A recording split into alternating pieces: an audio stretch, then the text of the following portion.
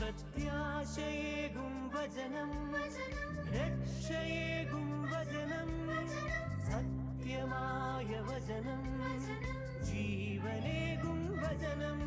പ്രത്യാശയേകും വചനം, രക്ഷയേകും വചനം, സത്യമായ വചനം, ജീവനേകും വചനം.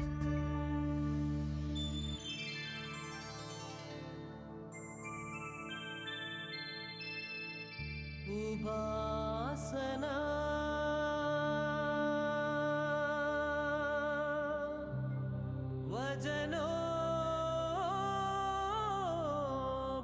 വചനോപാസന ഉപാസന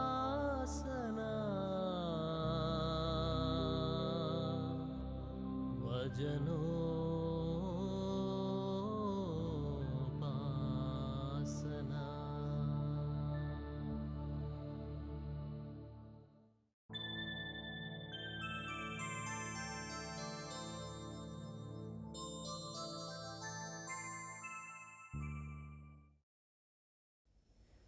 പ്രൈസ് ദി ലോർഡ്.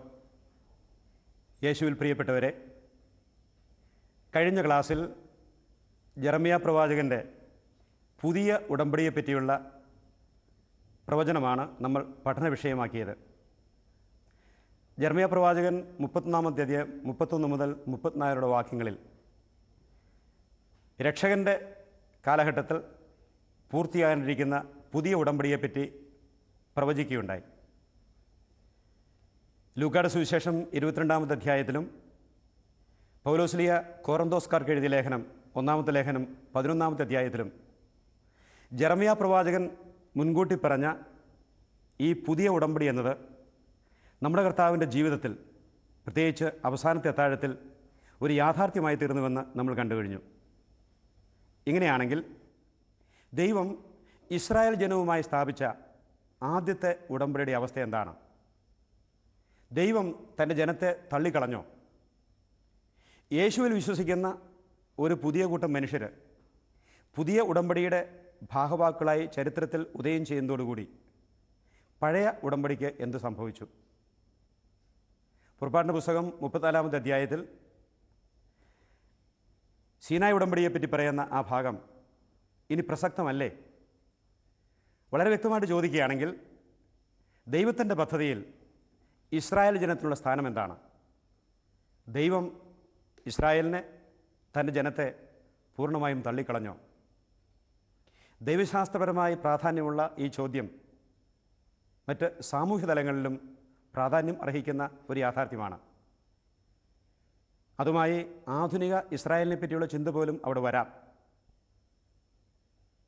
ചരിത്രത്തിലേക്ക് തിരിഞ്ഞു നോക്കുകയാണെങ്കിൽ 2 തരത്തിലുള്ള ചിന്താഗതികൾ അവിടെ കാണാം. ആദ്യത്തെ ചിന്താഗതിയിൽ യേശുവിൽ പൂർത്തിയായ പുതിയ ഉടമ്പടിയുടെ സാഹചര്യത്തിൽ പഴയ ഉടമ്പടിക്ക് പ്രസക്തിയില്ല എന്നുള്ള ഒരു ചിന്താഗതി വരാം. രണ്ടാമത് വേറൊരു ചിന്താധാര കൂടി, അത് വിശുദ്ധ വേദപുസ്തകത്തിലും സഭയുടെ പ്രബോധനങ്ങളിലും നമുക്ക് കാണാൻ കിട്ടുന്നതാണ്. ദൈവം തൻ്റെ വാഗ്ദാനങ്ങളിൽ ഒരിക്കലും പുറകോട്ട് പോവുകയില്ല. ദൈവം തൻ്റെ ജനത്തെ ഒരിക്കലും ഉപേക്ഷിക്കുകയില്ല. അതുകൊണ്ട് തന്നെ ആദ്യത്തെ ഉടമ്പടിയുടെ ആ വാഗ്ദാനത്തിൻ്റെ അംശം ഇന്നും നിലനിൽക്കുന്നുണ്ട്. ദൈവത്തിന് എന്നും പ്രിയപ്പെട്ടവരാണ് ഇസ്രായേൽ ജനത. അബ്രഹാത്തിൻ്റെ ശരീരത്തിന് അനുസരിച്ചുള്ള ഈ സന്തതികളെ അവിടുന്ന് പുറന്തള്ളിയിട്ടില്ല. ഈ 2 ആശയങ്ങളിലേക്കും അല്പം കൂടി ആഴത്തിൽ കടക്കുകയാണ് ഇന്നത്തെ ക്ലാസ്സിൻ്റെ ലക്ഷ്യം. ഇത് ഞാൻ സൂചിപ്പിച്ചു, ദൈവശാസ്ത്രപരമായി മാത്രം പരിഗണിക്കേണ്ട ഒരു വസ്തുതയല്ല. സാമൂഹ്യശാസ്ത്രത്തിലും ചരിത്രത്തിലുമെല്ലാം ഇതിൻ്റെ പ്രത്യാഘാതങ്ങളും ഉണ്ടായിട്ടുണ്ട് എന്നുള്ള കാര്യം നമുക്ക് മറക്കാതിരിക്കാം. പൗലോസ്ലീഹ റോമാക്കാർക്ക് എഴുതിയ ലേഖനത്തിലും ഗലാത്യക്കാർക്ക് എഴുതിയ ലേഖനത്തിലും റോമ 9:6 ഗലാത്യർ 6:16 നമ്മളാണ് ദൈവത്തിൻ്റെ പുതിയ ഇസ്രായേൽ എന്ന് പറയുന്നുണ്ട്. പ്രവൃത്തികളിൽ ആശ്രയിക്കാതെ വിശ്വാസം വഴിയായി നീതീകരണം പ്രാപിച്ചവർ, യേശുക്രിസ്തുവിലുള്ള വിശ്വാസം വഴിയായി, നിയമത്തിൻ്റെ അനുഷ്ഠാനം വഴിയല്ല, പഴയ നിയമത്തിലെ തോറായുടെ അനുശാസനങ്ങൾ അനുസരിക്കുന്നതുകൊണ്ട് ഉള്ള ആ നീതീകരണമല്ല, യേശുക്രിസ്തുവിലുള്ള കൃപ വഴിയായി, യേശുക്രിസ്തുവിൻ്റെ കൃപ വഴിയായി, യേശുക്രിസ്തുവിലുള്ള വിശ്വാസം വഴിയായി നീതീകരിക്കപ്പെടുന്ന നമ്മളാണ് യഥാർത്ഥ ഇസ്രായേൽ എന്ന് പൗലോസ്ലീഹ പഠിപ്പിക്കുന്നുണ്ട്. അത് നമ്മൾ പ്രത്യേകമായിട്ട് ചിന്തിക്കേണ്ട ഒരു യാഥാർത്ഥ്യം. അപ്പസ്തോലൻ്റെ കാലമായപ്പോഴേക്കും നീതീകരണം മോശ നിർദ്ദേശിച്ച കൽപ്പനകളും ചട്ടങ്ങളും അനുസരിക്കുന്നതിലാണ്. അപ്പോൾ നീതീകരണം പ്രവൃത്തികൾ വഴിയായിട്ടാണ് എന്നുള്ള ബോധ്യത്തിലേക്ക് വരികയും മനുഷ്യൻ്റെ രക്ഷയിൽ നീതീകരണത്തിൽ ദൈവത്തിനുള്ള പങ്ക് അതിനേക്കാൾ കൂടുതലായിട്ട് മനുഷ്യൻ്റെ പങ്ക് ഊന്നിപ്പറയുകയും ചെയ്യുന്ന ഒരു സാഹചര്യം വന്നു. ഒരു വലിയ പങ്ക് വരെ ഫരിസേയരുടെ ആധ്യാത്മികത കാതൽ അതായിരുന്നു. ലൂക്കായുടെ സുവിശേഷം 18-ാമത്തെ അധ്യായത്തിലെ ആ ഫരിസേയൻ, ദേവാലയത്തിൽ പ്രാർത്ഥിക്കാൻ പോയ ആ ഫരിസേയനും ചുങ്കക്കാരനായ ആ മനുഷ്യനും, അവരെ പറ്റിയുള്ള ഭാഗം നമുക്കറിയാം. ആ ഫരിസേയൻ പറഞ്ഞ കാര്യങ്ങളൊക്കെ ശരിയാണ്. അയാൾ ആഴ്ചയിൽ 2 പ്രാവശ്യം ഉപവസിക്കുന്നു, കിട്ടുന്നതിനെല്ലാം ദശാംശം കൊടുക്കുന്നു. കൂട്ടത്തിൽ അയാൾ ഒരു കാര്യം കൂടി ആവർത്തിച്ചു: ദൈവമേ, ഞാൻ ഈ നിൽക്കുന്ന ചുങ്കക്കാരനെ പോലെയോ മറ്റു പാവികളെ പോലെയോ അല്ല. അപ്പോൾ ആ ഫരിസേയൻ ദൈവത്തിൻ്റെ മുമ്പിൽ വന്ന് നീതീകരണം, സ്വർഗസൗഭാഗ്യം എൻ്റെ അവകാശമാണ് എന്ന രീതിയിൽ സംസാരിക്കുന്നതായിട്ട് മനസ്സിലാക്കാൻ സാധിക്കും. ദൈവത്തിൻ്റെ കൃപയാണ് അവനെ ഈ കാര്യങ്ങളെല്ലാം ചെയ്യാൻ പ്രേരിപ്പിക്കുന്നതും സഹായിക്കുന്നതും എന്നുള്ള വസ്തുത മറന്ന് ഇതെല്ലാം എൻ്റെ നേട്ടങ്ങളാണ്, അതുകൊണ്ട് ഇതെല്ലാം എനിക്ക് അവകാശപ്പെട്ടതാണ് എന്ന തരത്തിൽ ദൈവത്തോട് ഒരു തരത്തിലുള്ള കച്ചവട മനോഭാവം വച്ചു പുലർത്തുന്നതായിട്ട് കാണാൻ സാധിക്കും. നേരെ മറിച്ച് ആ ചുങ്കക്കാരനാകട്ടെ, ലൂക്കായുടെ വാക്കുകളിൽ പറഞ്ഞാൽ, ദൂരത്ത് നിന്ന് സ്വർഗത്തിലേക്ക് കണ്ണുകൾ പോലും ഉയർത്താൻ ധൈര്യപ്പെടാതെ മാറത്തടിച്ചുകൊണ്ട് ദൈവമേ, ഭാവിയായ എന്നിൽ കനിയണമേ എന്ന് പ്രാർത്ഥിച്ചു. അതാണ് ദൈവത്തിൻ്റെ മുമ്പിലുള്ള യഥാർത്ഥത്തിലുള്ള മനോഭാവം. എനിക്ക് എന്തെങ്കിലും ശ്രേഷ്ഠമായിട്ടുണ്ടെങ്കിൽ അത് ദൈവത്തിൻ്റെ ദാനമാണ് എന്ന് അംഗീകരിച്ചേറ്റു പറയുക. അതുകൊണ്ടാണ് നീതീകരണം അത് ദൈവത്തിൻ്റെ ദാനമാണ്. അബ്രാഹത്തിൻ്റെ വിശ്വാസത്തിൽ പങ്കുപറ്റുന്നവർ അവരാണ് അബ്രാഹത്തിൻ്റെ സന്തതികളായിട്ട് തീരുന്നത്. അബ്രാഹത്തിൻ്റെ വിശ്വാസത്തിൽ അബ്രാഹാം നീതീകരിക്കപ്പെട്ടത് വിശ്വാസം കൊണ്ടല്ല, പ്രവൃത്തി കൊണ്ടാണ്. അപ്പോൾ റോമാക്കാർക്കുള്ള ലേഖനത്തിലും ഗലാത്യക്കാർക്കുള്ള ലേഖനത്തിലും പൗലോസ് പറഞ്ഞു, നമ്മളാണ് യഥാർത്ഥത്തിലുള്ള ഇസ്രായേൽക്കാർ എന്ന് പറയാൻ കാരണം യേശുക്രിസ്തുവിലുള്ള വിശ്വാസം വഴിയായി കൃപയാൽ നീതീകരിക്കപ്പെട്ടവർ നമ്മളാണ്. ആ അർത്ഥത്തിലാണ് പറയുന്നത്. അതേസമയം സീനായ് ഉടമ്പടി വഴിയായി ദൈവം വിഭാവനം ചെയ്ത, തനിക്ക് വേണ്ടി തന്നെ തിരഞ്ഞെടുത്ത ഒരു ജനത്തെ ഒരിക്കലും അവിടുന്ന് തള്ളിപ്പറഞ്ഞിട്ടില്ല. ആ സത്യം നമ്മൾ മനസ്സിൽ കാത്തു സൂക്ഷിക്കുക. പൗലോസ്ലീഹ 2 കൊരിന്ത്യക്കാർക്ക് എഴുതിയ കൊരിന്ത്യക്കാരുടെ 2-ാമത്തെ ലേഖനം 3-ാമത്തെ അധ്യായം 6 മുതൽ 8 വരെയുള്ള ഭാഗത്ത് പൗലോസ്ലീഹ കൊരിന്ത്യക്കാർക്ക് എഴുതിയ 2-ാമത്തെ ലേഖനം 3-ാമത്തെ അധ്യായം 6 മുതൽ 8 വരെയുള്ള ഭാഗത്തും, ഹെബ്രായർക്കുള്ള ലേഖനം, അതിൻ്റെ കർത്താവാരണം നമുക്കറിയില്ല, 8-ാം അധ്യായം 8 മുതൽ 13 വരെയുള്ള ഭാഗത്തും. ഇതാണ് ആദ്യത്തെ ട്രെൻഡ്. ഞാൻ പറഞ്ഞല്ലോ, ഇസ്രായേലിൻ്റെ പ്രസക്തിയെപ്പറ്റിയും ആദ്യത്തെ ഉടമ്പടിയുടെ പ്രസക്തിയെപ്പറ്റിയുമുള്ള വേദപുസ്തകത്തിലെ തന്നെ 2 തരത്തിലുള്ള ചിന്താഗതിയിൽ ആദ്യത്തെ ചിന്താഗതിക്ക് അടിസ്ഥാനമായിട്ട് നിൽക്കുന്നതാണ് പൗലോസ്ലീഹയുടെ തന്നെ 2 കൊരിന്ത്യർ 3:6 മുതൽ 8 വരെയുള്ള ഭാഗങ്ങളും, പിന്നീട് ഹെബ്രായർക്കുള്ള ലേഖനം 8-ാം അധ്യായം 8 മുതൽ 12 വരെയുള്ള ഭാഗങ്ങളും. അവിടെ ഈ പുതിയ ഉടമ്പടിയുടെ പ്രാമുഖ്യം, the superiority of the new covenant, അതിനാണ് പ്രാധാന്യം കൊടുത്തിരിക്കുന്നത്. അപ്പോൾ യേശുവിൽ പൂർത്തീകരിക്കപ്പെട്ട ആ ഉടമ്പടി മോശയുടെ നിയമവും സീനായ് ഉടമ്പടിയുമായിട്ട് താരതമ്യപ്പെടുത്തുമ്പോൾ യേശുവിൽ പൂർത്തീകരിക്കപ്പെട്ട ആ യാഥാർത്ഥ്യം എത്ര ഉന്നതമാണ് എന്ന് തെളിയിക്കാൻ വേണ്ടിയിട്ടാണ് സീനായ് ഉടമ്പടി കാലഹരണപ്പെട്ടു എന്ന ചിന്താഗതിയിലേക്ക് വരിക. 3-4 കാര്യങ്ങൾ പ്രത്യേകിച്ച് ഈ ആദ്യത്തെ ചിന്താഗതിയുമായിട്ട് ബന്ധപ്പെട്ട് സാധാരണയായിട്ട് പറയാറുണ്ട്. പൗലോസ്ലീഹ തൻ്റെ തന്നെ ശുശ്രൂഷയെപ്പറ്റി പറയുന്നത് പുതിയ ഉടമ്പടിയുടെ ശുശ്രൂഷകൻ എന്നാണ്. അപ്പോൾ പൗലോസ് ഫരിസേയ വിഭാഗത്തിൽപ്പെട്ട് മോശയുടെ നിയമങ്ങളെല്ലാം വളരെ കൃത്യമായിട്ട് അനുസരിച്ച് വന്ന മനുഷ്യനാണ്. പക്ഷേ കർത്താവിൻ്റെ സുവിശേഷം ജനതകൾക്ക് അറിയിക്കാനുള്ള അദ്ദേഹത്തിൻ്റെ യത്നം, അതേപ്പറ്റി അപ്പസ്തോലൻ തന്നെപ്പറ്റി തന്നെ കാണുന്നത് പുതിയ ഉടമ്പടിയുടെ ശുശ്രൂഷകനായിട്ടാണ്. രണ്ടാമതായിട്ട് അപ്പസ്തോലൻ പറയുന്നത് എഴുതപ്പെട്ട നിയമം അത് മൃതിപ്പെടുത്തുന്നു. ദ റിട്ടൺ ലോ കിൽസ്, ആത്മാവ് ജീവിപ്പിക്കുന്നു. അത് ശരിയാണ്. പഴയ നിയമത്തിലെ മോശ നൽകിയ കൽപ്പനകൾ അത് അനുസരിക്കാത്തവരെ കല്ലെറിഞ്ഞു കൊല്ലാനുള്ള നിയമം ഉണ്ടായിരുന്നു. അങ്ങനെയാണ് എഴുതപ്പെട്ട നിയമം മൃതിപ്പെടുത്തുന്നുവെന്ന് അക്ഷരാർത്ഥത്തിൽ പറയുക. അതിനും പുറമെ വേറൊരു യാഥാർത്ഥ്യം കൂടെയുണ്ട്. പഴയ നിയമത്തിൽ മോശ നൽകിയ പ്രമാണങ്ങൾ അത് മനുഷ്യൻ്റെ കഴിവുകൊണ്ട്, സ്വന്തം പ്രയത്നം കൊണ്ട് ഒരു യാഥാർത്ഥ്യമാക്കാൻ സാധിക്കുകയില്ല. നിയമം പാപബോധം മനുഷ്യൽ ഉറപ്പിക്കുകയാണ് ചെയ്യുന്നത്. അതുകൊണ്ടാണ് പൗലോസ്ലീഹ റോമാക്കാരുടെ ലേഖനം 8-ാമത്തെ അധ്യായത്തിൽ പറഞ്ഞത്, നല്ലത് ചെയ്യണമെന്ന് എനിക്ക് ആഗ്രഹമുണ്ട്, പക്ഷേ ചെയ്യാൻ പറ്റാത്ത ദുർഭകനായ മനുഷ്യൻ. നന്മ ചെയ്യണമെന്ന് ആഗ്രഹമുണ്ടെങ്കിലും അത് ചെയ്യാൻ കഴിവില്ലാതെ തിന്മ ചെയ്തു പോകുന്ന ദുർഭകനായ മനുഷ്യൻ. നിയമം ഇല്ലായിരുന്നുവെങ്കിൽ ഇന്നത് പാവമാണ് എന്ന് ഞാൻ അറിയില്ലായിരുന്നു. പക്ഷേ നിയമം വഴിയായിട്ട് ഇത് പാവമാണെന്ന് ഞാൻ അറിയുന്നു. പക്ഷേ അതിനെ അതിജീവിക്കാനുള്ള, ഈ നിയമം അനുസരിച്ച് ജീവിക്കാനുള്ള ശക്തി എനിക്ക് ലഭിക്കുന്നില്ല. ഈ ശക്തി ലഭിക്കുന്നത് പുതിയ ഉടമ്പടിയിലാണ്. കഴിഞ്ഞ പ്രാവശ്യത്തെ ക്ലാസ്സിൽ ഞാൻ പറഞ്ഞു, പുതിയ ഉടമ്പടി എന്നുള്ളത് യാഥാർത്ഥ്യമായി തീരുന്നത് കർത്താവ് നമുക്ക് പരിശുദ്ധാത്മാവിന് നൽകുന്നതിലൂടെയാണ്. യേശുവിൻ്റെ ചരിത്രത്തിലുള്ള പ്രവർത്തനങ്ങൾ അത് പൂർത്തിയാകുന്നത് പന്തക്കുസ്താ ദിവസം പരിശുദ്ധാത്മാവ് വന്ന് അപ്പസ്തോലന്മാരുടെ ഹൃദയങ്ങളെയും മനസ്സുകളെയും ജീവിതങ്ങളെയും തന്റെ ദാനങ്ങളും വരങ്ങളും നൽകി സമൃദ്ധമായി അനുഗ്രഹിച്ചതോടുകൂടിയാണ്. ഇന്നും ചരിത്രത്തിൽ ജീവിക്കുന്ന സഭയ്ക്കും ക്രിസ്തു ശിഷ്യന്മാർക്കും യേശുവിൻ്റെ പാതയിൽ നടക്കുവാനുള്ള ആ ശക്തി നൽകുന്നത് അത് പരിശുദ്ധാത്മാവാണ്. യോഹന്നാന്റെ സുവിശേഷം 14-ാമത്തെ അധ്യായത്തിൽ പരിശുദ്ധാത്മാവിൻ്റെ പ്രവർത്തനങ്ങളെപ്പറ്റി നാം കണ്ടിട്ടുള്ളതാണ്. അപ്പോൾ അതുകൊണ്ടാണ് എഴുതപ്പെട്ട നിയമം അത് പഴയ ഉടമ്പടിയുടെ കാര്യമാണ് പറയുന്നത്, അത് മൃതിപ്പെടുത്തുന്നു.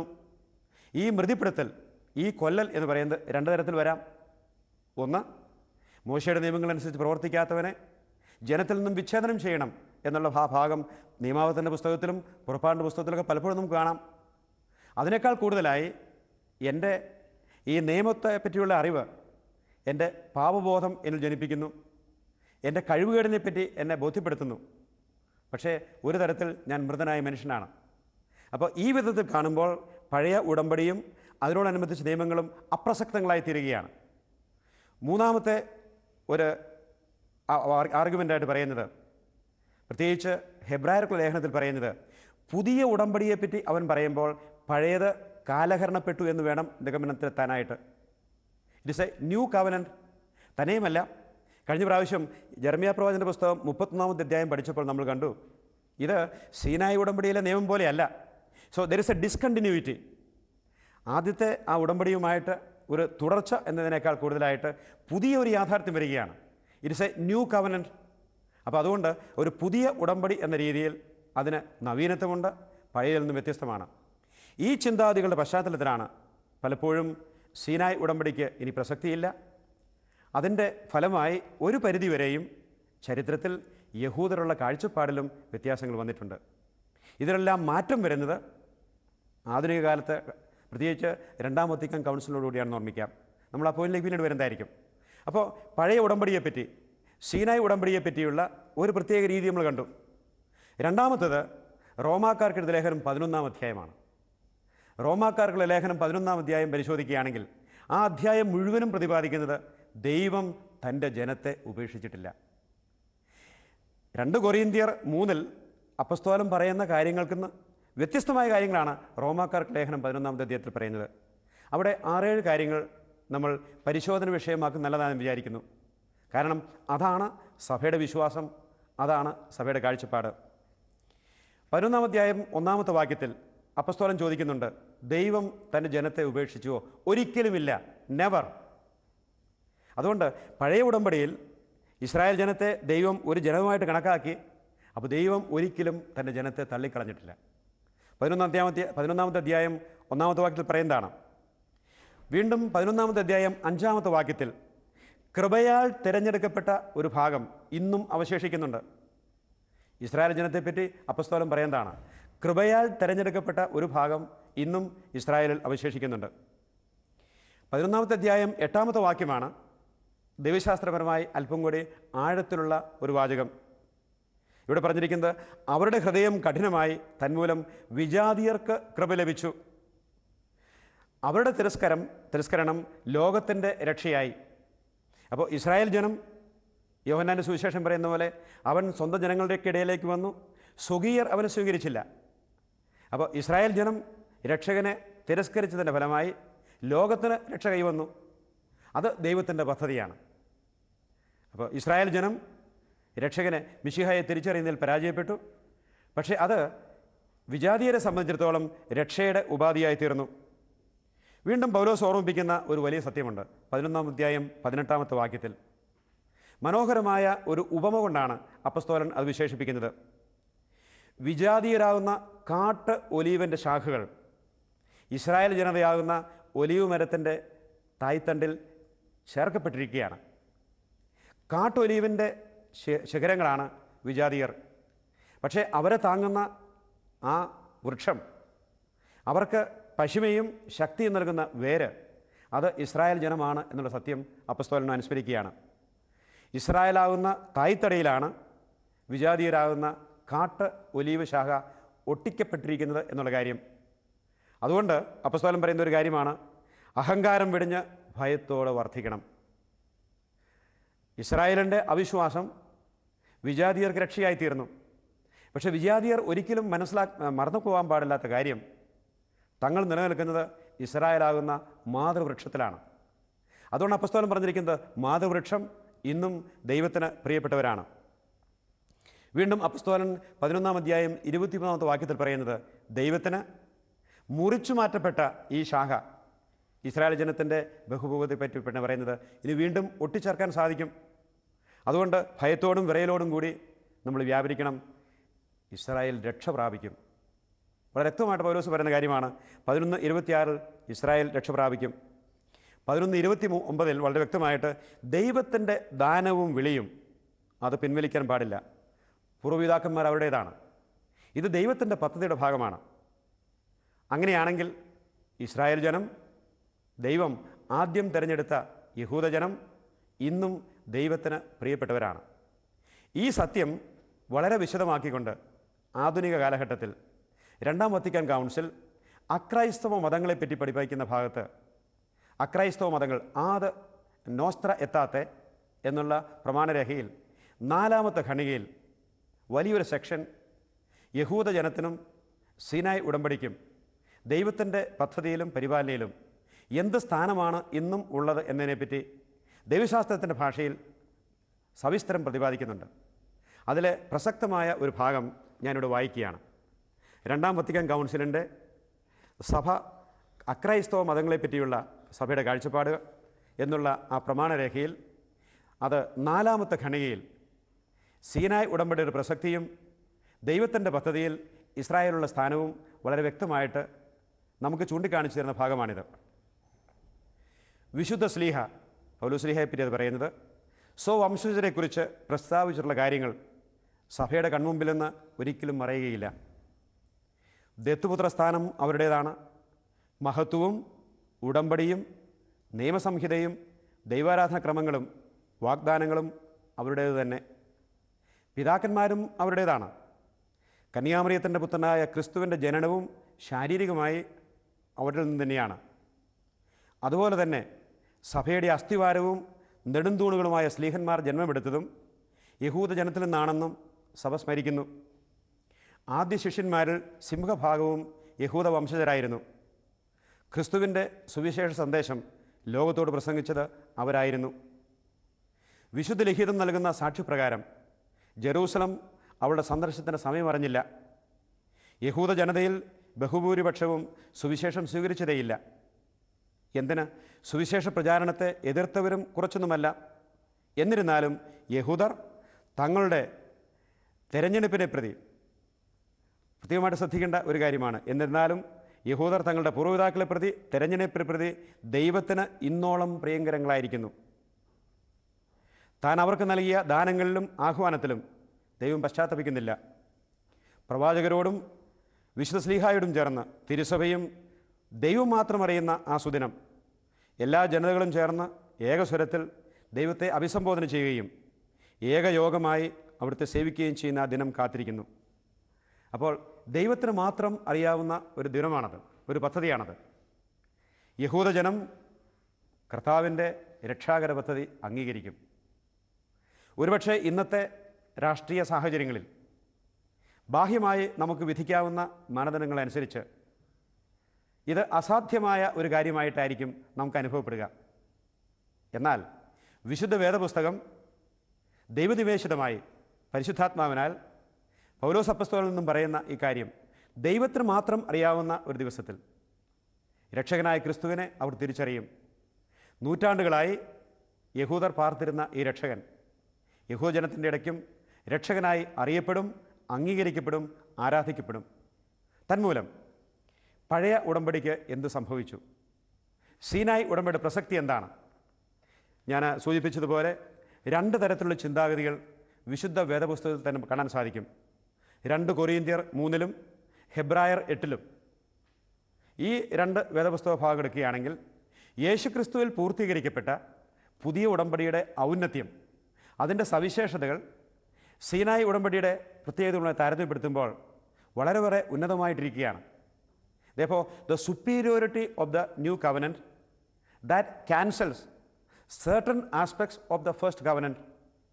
അതേസമയം ആദ്യത്തെ ഉടമ്പടിയുടെ വാഗ്ദാനത്തിൻ്റെ അംശങ്ങൾ നിരാകരിക്കപ്പെടുന്നില്ല. ആ സത്യമാണ് പൗലോസ്ലീഹ റോമാക്കാർക്ക് എഴുതിയ ലേഖനം 11-ാം അധ്യായത്തിൽ വളരെ വിശദമായിട്ട് പറഞ്ഞിട്ടുള്ളത്. ദൈവം ഒരിക്കലും തൻ്റെ ജനത്തെ തള്ളിക്കളഞ്ഞിട്ടില്ല. വാഗ്ദാനങ്ങൾ അവരുടേതാണ്, പൂർവ്വപിതാക്കന്മാർ അവരുടേതാണ്.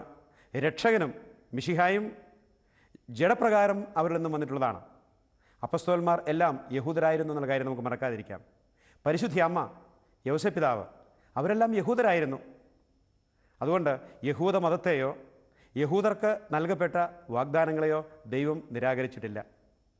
തന്നെയുമല്ല, സഭയുടെ വിശ്വാസത്തിലേക്ക് കടക്കുകയാണെങ്കിൽ രക്ഷകൻ്റെ ദൈവത്വം, നസ്രായനായ യേശുവിൻ്റെ ദൈവത്വം, അതാണ് ഒരുപക്ഷെ യഹൂദ മതവിശ്വാസവും നമ്മൾ ക്രൈസ്തവ വിശ്വാസവും തമ്മിലുള്ള അടിസ്ഥാനപരമായ വ്യത്യാസം. അതോടനുബന്ധിച്ച് ത്രിത്വത്തിലുള്ള വിശ്വാസം, ദൈവം പിതാവും പുത്രനും പരിശുദ്ധാത്മാവുമായ ത്രിയേക ദൈവമാണ് എന്ന യാഥാർത്ഥ്യം, ത്രിത്വത്തിലുള്ള വിശ്വാസമാണ് യഹൂദ വിശ്വാസത്തെ ക്രൈസ്തവ വിശ്വാസത്തിൽ നിന്നും അടിസ്ഥാനപരമായിട്ട് വ്യത്യാസപ്പെടുന്ന കാര്യങ്ങൾ. അതല്ലെങ്കിൽ സഭയുടെ വിശ്വാസമെല്ലാം ആത്യന്തികമായി പഴയ നിയമത്തിലെ മോശയും പ്രവാചകന്മാരും നൽകിയ ആ പഠിപ്പിലുകളുടെ പൂർണ്ണതയിലേക്കാണ് എന്ന് നമുക്ക് ഓർമ്മിക്കാം. അതേസമയം നമ്മൾ മറന്നു പോകാൻ പാടില്ലാത്ത വേറൊരു കാര്യം കൂടിയുണ്ട്. രക്ഷകനായ കർത്താവ് കടന്നു വന്നിരിക്കുന്നത് നീക്കിക്കളയാനുള്ള പൂർത്തീകരിക്കാനാണ്. മത്തായിയുടെ സുവിശേഷം 5, 6, 7 അധ്യായങ്ങൾ. മത്തായിയുടെ സുവിശേഷം 5, 6, 7 അധ്യായങ്ങൾ, മലയിലെ പ്രസംഗങ്ങൾ എന്നറിയപ്പെടുന്ന ആ ഭാഗം. അവിടെ 6 പ്രാവശ്യം നമ്മുടെ കർത്താവ് പറയുന്നുണ്ട്, നിങ്ങൾ ഇങ്ങനെ കേട്ടിട്ടുണ്ടല്ലോ, എന്നാൽ ഞാൻ നിങ്ങളോട് പറയുന്നു. പഴയ നിയമത്തിൽ മോശയുടെ പ്രമാണത്തിൽ നിങ്ങൾ ഇങ്ങനെയൊക്കെ വായിക്കുന്നുണ്ട്, എന്നാൽ ഞാൻ നിങ്ങളോട് പറയുന്നു. അപ്പോൾ യേശു വിഭാവനം ചെയ്യുന്ന ആ പുതിയ ഉടമ്പടിയിൽ പഴയ നിയമത്തിൽ നിന്നും വ്യത്യസ്തമായി ധാർമ്മിക കാഴ്ചപ്പാടത്തിന് വ്യത്യാസമുണ്ട്.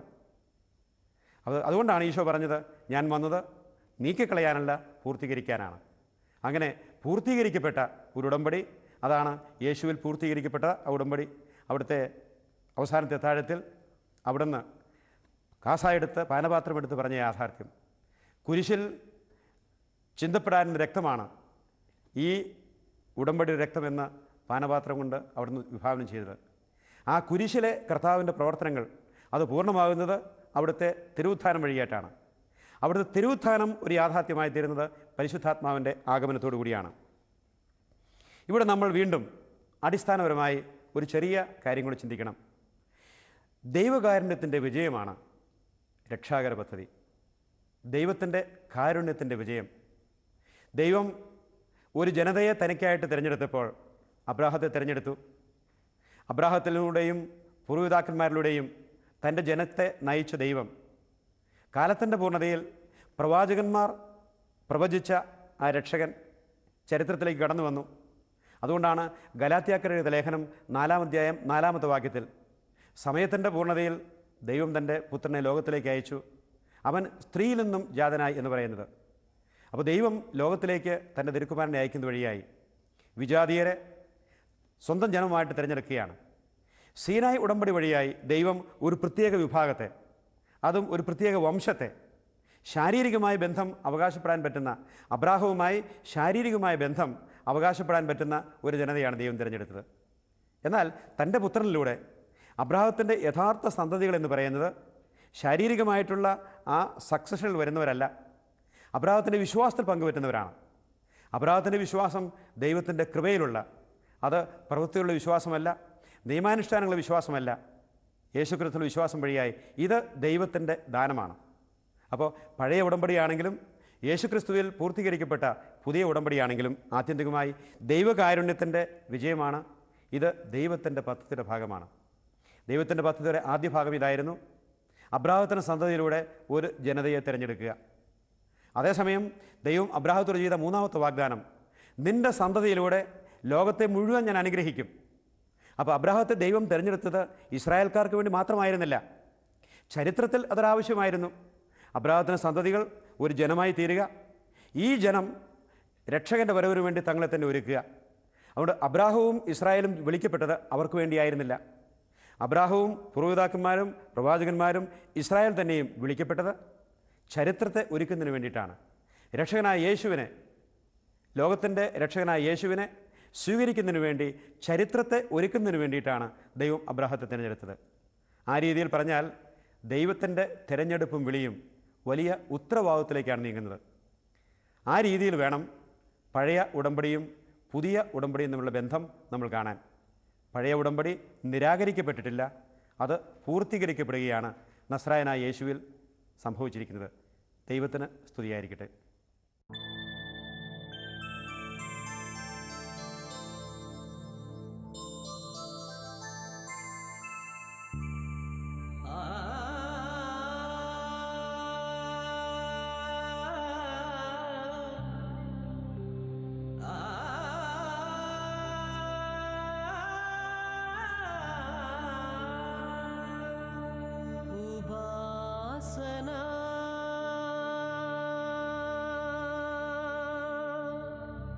वचनों